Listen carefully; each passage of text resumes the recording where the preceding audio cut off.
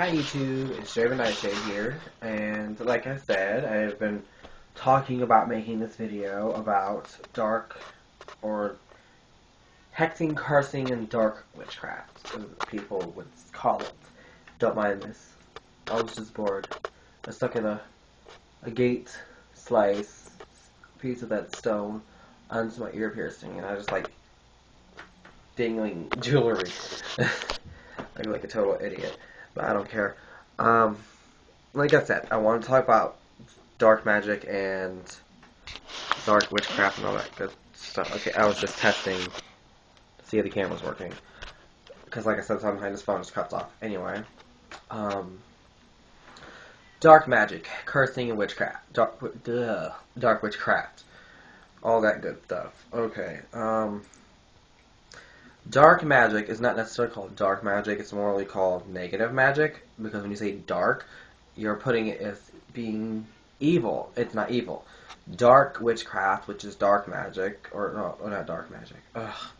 Dark witchcraft is emphasizing on the shadow, reaching the dead, your ancestors, dealing with the darker side of life in general, not harming people.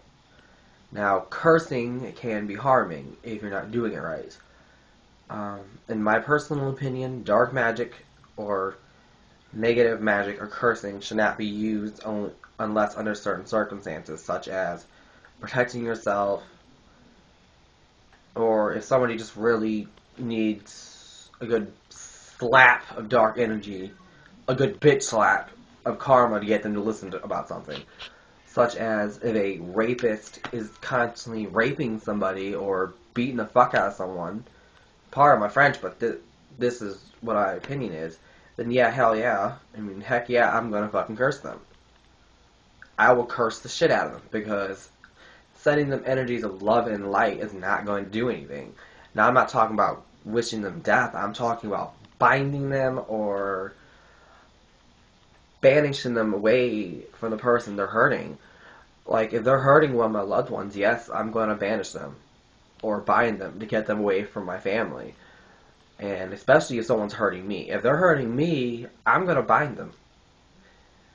It states, if you practice Wicca, it states that you're allowed to use magic in self-defense.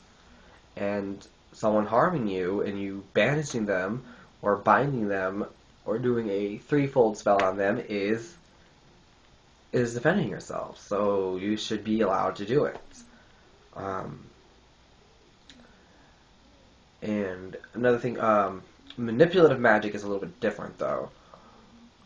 Anytime you manipulate someone else's free will, it's considered cursing.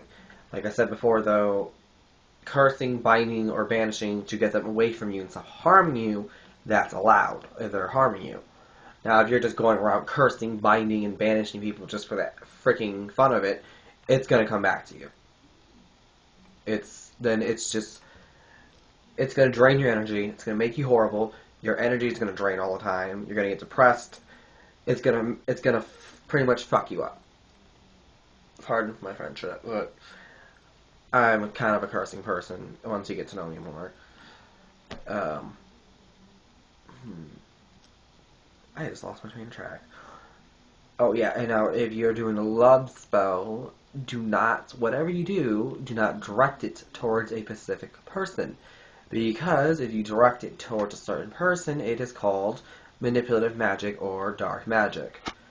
And you don't want someone who's going to be obsessed with you.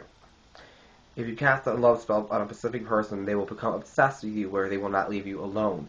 They will stalk you. They will try to rape you. They will do anything. They will think of nothing but you. And you wouldn't want that. Nobody wants that. No one wants to do that. They will even beat you if they have to get you. It's just crazy. It's scary what I'm talking about. It's like, I sound like a heartless person about it, but I'm just telling it how it is. Don't like it, I don't care. Magic has a bitchy and dark side to it. Just like nature. There's a good side and there's that evil, dark-ass side to it. Not evil, sorry. Like a really dark side to it. If you're not careful with what you're doing. Now, I also wanted to just talk about dark witchcraft and necromancy. I'm actually almost done. Hold on. Let me get this book. This book by Christian Day, The Witch's Book of the Dead. I'm actually almost done reading it, as you can see with my bookmark. About like a couple pages away with it, finishing it. And this book tells you about necromancy and how to practice it. Now, to me, necromancy,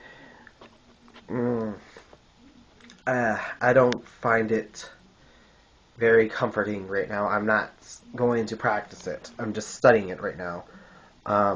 It's not right for me.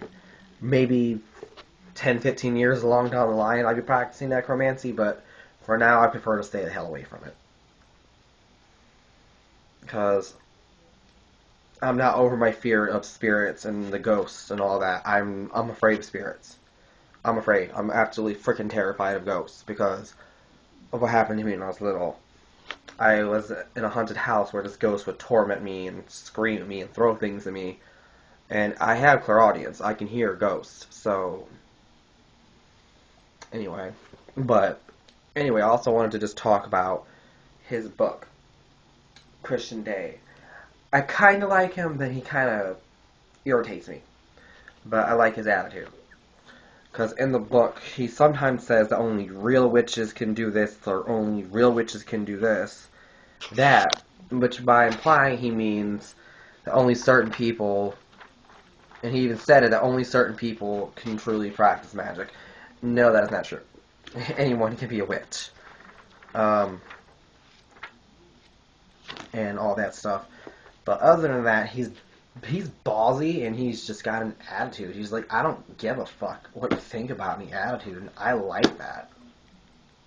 Because that's how I am. I don't care what you think of me.